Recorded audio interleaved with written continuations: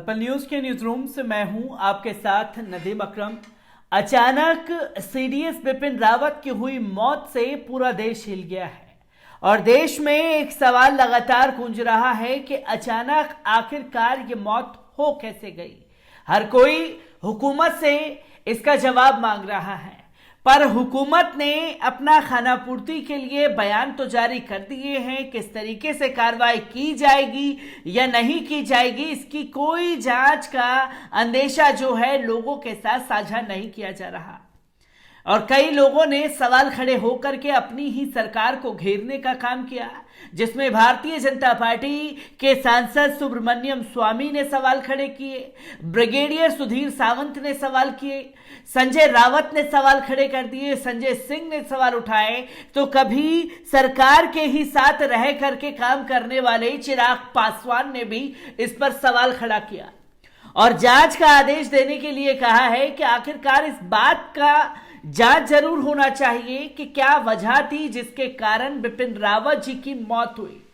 पर कई रिटायर्ड फौजियों के बयान ने एक हड़कंप भारतीय जनता पार्टी और मोदी हुकूमत में मचा दिया है और रिटायर्ड जनरल ने साफ तौर पर कहा है कि आखिरकार वो कौन कौन लोग थे जो बिपिन रावत जी से नाराज थे और साथ ही साथ उन्होंने ये भी कहा है कि अगर हेलीकॉप्टर आसमान में ही जला है तो ये एक सोची समझी साजिश है जिसकी जांच होनी चाहिए।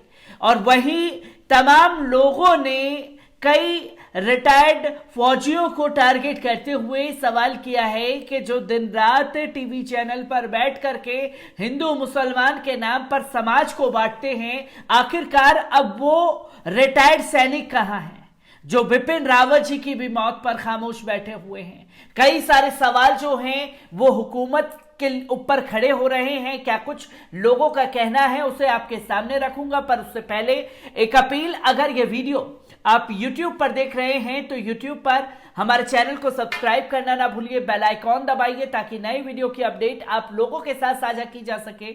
और अगर ये वीडियो फेसबुक, इंस्टा, ट्विटर पर देख रहे हैं तो इंस्टा, ट्विटर पर हमें फॉलो कीजिए और फेसबुक के पेज को लाइक करना ना भूलिएगा। अब आपको बता दें कि आखिरकार एयर कोमडोर बीएस सिवाच ने क्या कुछ कहा है बिपिन रावत जी की मौत को लेकर के। उन्होंने सबसे पहला सवाल यह किया है कि आखिरकार जनरल बिपिन रावत से कौन कौन नाराज था। अगर आसमान में ही हेलीकॉप्टर जला है तो कहानी कुछ और हो सकती है। आपको बताता चलूं कि एयर कोमडोर बीएस सिवाच रिटायर्ड का कहना है कि इस घटना की जांच में कई पहलुओं का ध्यान रखना होगा। कई सवाल ऐसे भी हैं जो तकनीकी जांच से परे हैं, जैसे जनरल बिपिन रावत से कौन डरा हुआ था, कौन नाराज था। अमूमन चीन और पाकिस्तान को लेकर सीडीएस की नीति व बयान आक्रामक रहे हैं।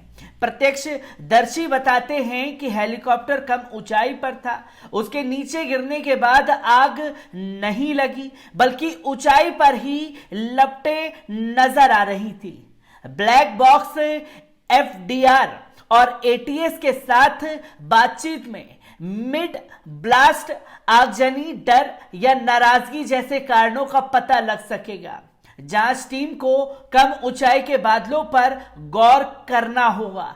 तो वहीं केंद्रीय रक्षा मंत्री राजनाथ सिंह ने वीरवार को लोकसभा में बताया कि हेलीकॉप्टर हादसे की जांच air officer commanding in chief air marshal Manvendra Singh करेंगे। जांच टीम घटनास्थल पर पहुंच चुकी है। जनरल रावत का हेलीकॉप्टर जब क्रैश हुआ तो वहां का मौसम कैसा था, सबसे बड़ा सवाल यही है। कुछ लोगों का कहना है कि मौसम साफ था, तो एक प्रत्यक्षदर्शी ने मीडिया को बताया कि उसने आसमान से लोगों को गिरते हुए देखा था।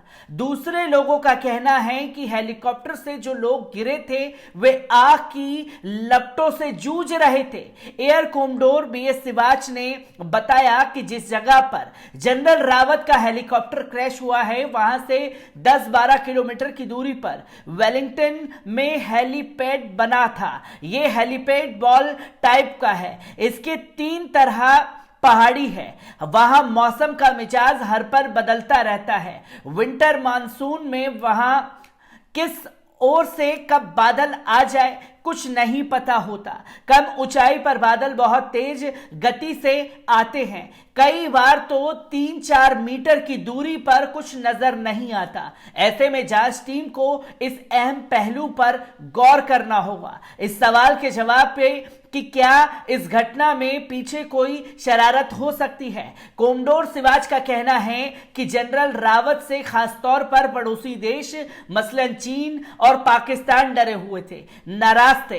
बिपिन रावत ने भारतीय सेना के आधुनिकीकरण की प्रक्रिया जिस तेजी के साथ शुरू की थी उससे पड़ोसी देशों की सरकारें परेशान थी। कुछ लोग कह रहे हैं कि हेलीकॉप्टर कम ऊंचाई पर था और आसमान में ही उससे आग की लपटें निकल रही थी। जांच टीम को यह पॉइंट देखना पड़ेगा, अगर आसमान में ही हेलीकॉप्टर जला है तो कहानी कुछ और हो सकती है। यह बात उस समय पर और भी ज्यादा मायने रखती है जब दूसरे चश्मदीद ये कह रहे हैं कि हादसे से पहले हेलीकॉप्टर बहुत कम ऊंचाई पर था, एकाएक नीचे की तरफ आया और कटहल के पेड़ से टकरा गया। जब हेलीकॉप्टर क्रैश हुआ तो उस वक्त मौसम पूरी तरह साफ था। साफ मौसम में हादसा होना, इसे बहुत गंभीरता से लिया जा सकता है। साजिश या शरारत, ये एंगल भी जांचा जाएगा। ब्लैक बॉक्स से 100% जानकारी मिल जाती है कि एयर कोमडोर BS सिवाच ने कहा कि इसमें पायलट की पूरी बातचीत रिकॉर्ड रहती है। ATC के साथ हेलीकॉप्टर को लेकर क्या बातें हुई, कोई सिग्नल भेजा गया, हेलीपैड पर कोई दिक्कत रही, क्या कम ऊंचाई को लेकर कोई समस्या आई, हेलीकॉप्टर का बैक एंगल, चोपर की स्पीड, ऊंचाई, पावर, RPM, ये सब जानकारी ब्लैक ऑफिस व दूसरे रिकॉर्डिंग उपकरण FDR रिपोर्ट डेटा रिकॉर्डर व वायस रिकॉर्डर की मदद से मिल सकती है। अगर कोई पहाड़ी 2000 ऊंचाई फीट पर है और हेलीकॉप्टर 1800 फुट की ऊंचाई पर उड़ रहा है तो टकराने के चांस बने रहते हैं। यदि उस स्थिति में तेज गति वाला बादल आ जाए तो हादसे की संभावना बढ़ जाती है। हालांकि जांच टीम यह देखेगी कि हेलीकॉप्टर में आग कैसे लगी है, क्या कोई भारी वस्तु हेलीकॉप्टर से टकराई थी, लो फ्लाई, मिड ब्लास्ट, आगजनी और किसी दूसरी साजिश की आशंका। इन सब पहलुओं को जांच के दौरान देखा जाएगा। Helicopter full authority digital electronic control प्रणाली से लैस था।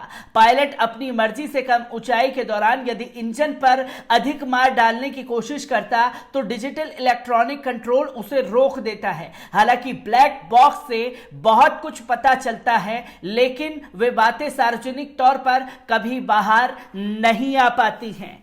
तो रिटायर्ड फौजी ने ही सवाल खड़े कर दिए हैं और हर एक पहलू पर बात की है कि आखिरकार क्या स्थिति बन सकती है।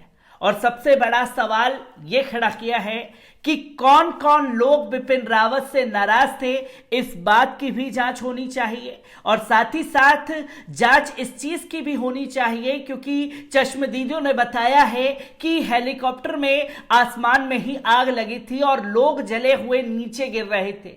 यह बड़ा सवाल जो है खड़ा कर दिया है और इसकी जांच सामने आना जरूरी है। और साथ ही साथ अंत में यह भी कहा कि ऐसी जांचें लगभग कभी देश के सामने नहीं आ पाती हैं। तो सवालों के घेरे में हुकूमत है और हर एक सवाल का जवाब हुकूमत से मांगा जा रहा है। तो वहीं आपको बता दें कि लखनऊ के अन्ना ने भी बिपिन रावत की मौत पर जनरल बख्शी को घेरने की कोशिश की है, जो आए दिन पाकिस्तान के खिलाफ, मुसलमानों के खिलाफ जहर उगलते हैं। टीवी पर हिंदू मुस्लिम के लिए चिल्ला चिल्लाकर जान खाने वाले ये महोदय बवाल प्रवक्ता सीडीएस बिपिन रावत के साथ हुई दुर्घटना का दोष किसको देंगे? पिछले 4-5 सालों से के अंदर देश में जितने ज्यादा उपद्रव, बवाल, नागरिक से दूरी जितनी बनी है उतनी आजादी के बाद कभी नहीं बनी। कारण क्या रहा? बातों में उलझा के रखा पूरे देश को।